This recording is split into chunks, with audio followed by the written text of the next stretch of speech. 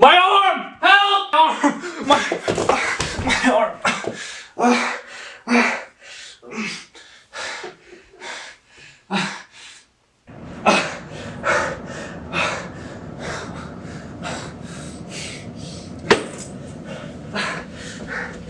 Stay calm, sir. I'm here to help.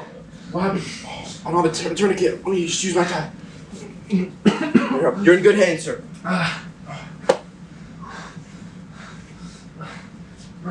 You're fine.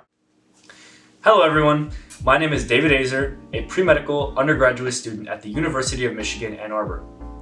A few fun facts about me are that I gravitate to the words hospital, medicine, or doctor, or anybody with a set of scrubs on. Wow, that was creepy. In this video, we're going to cover what it means to be a pre-med, stemming all the way from undergraduate, going into medical school, and then residency, and finally fellowship. Without further ado, let's get it started. So the first question we need to ask is, what is a pre-medical student? Well, a pre-med student is someone who comes into college with the intention of eventually becoming a doctor. Now, one thing I want to clear up before we get into the video is that pre-med is not necessarily a major, but rather a program. And this program consists of a very rigorous course load, generally consisting of classes like biology, chemistry, physics, math, English, biochemistry, psychology, sociology, and anything else you can think of. So these are essentially the classes that all medical schools will require all undergraduates to take. They're all hard sciences generally, although you do cover a lot of humanities, and this is meant to enhance one's critical thinking and reasoning skills. I also want to note before moving on that medical schools often have different requirements for their incoming undergraduate students. Schools like Brown and Dartmouth often require high-level math courses that a lot of other schools don't, and in fact, for those of you who are scared of math like myself, only 20% of medical schools actually require higher-level math courses like calculus. As a pre-med, what you have to do is very simple. All you have to do is balance a load of extracurricular activities, maintain a high GPA, be personable, do research, be interesting, and do well on the MCAT. I think you get the point. There's a lot to the process. So the MCAT was mentioned in the list above, and I kind of want to dig deeper into this since it's such a huge part of undergraduate admissions to those matriculating into medical school.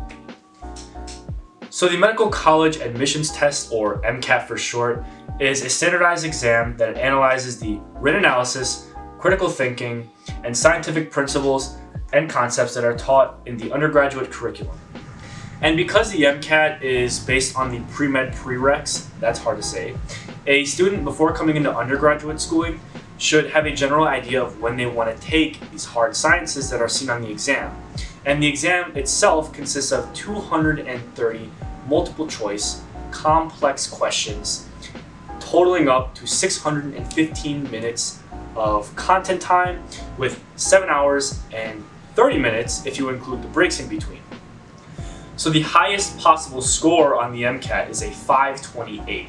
Now, anything above a 515 is considered outstanding, and in 2022, the average score was a 500 flat. In essence though, although the exam is very, very demanding, us students should see it as an opportunity to exercise the knowledge that we gain in our undergraduate schooling to prove to both ourselves and to medical schools what we have learned and how we can apply it. Just know that you are so much more than a test score. Regardless of the classes you're taking, one bad test score, one lapse in your judgment, a couple points off your assignment does not define who you are, nor does it define your future, regardless of whether or not you want to enter medicine.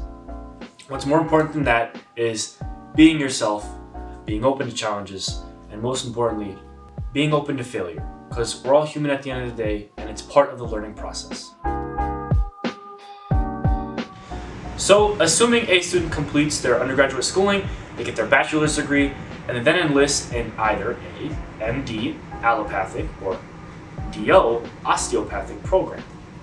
Now, the difference between the two is vast, and I won't get into that in this video. That's something that can come later on in a different video. And another thing that medical school applicants must consider when they're applying is geographical location of their medical school.